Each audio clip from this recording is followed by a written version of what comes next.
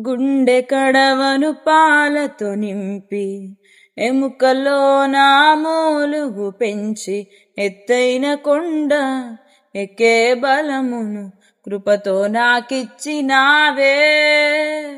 గుండె కడవను పాలతో నింపి ఎముకలో నా మూలుగు పెంచి ఎత్తైన కొండను ఎక్కే బలమును కృపతో నాకిచ్చినావే. నీ చేతి భోజనమే నీ శక్తి నాకిచ్చెను.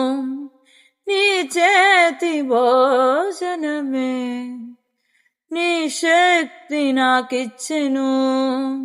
ఎల్షదాయి బలమేయగా మరి లోతుగా వేరుతన్నెదను.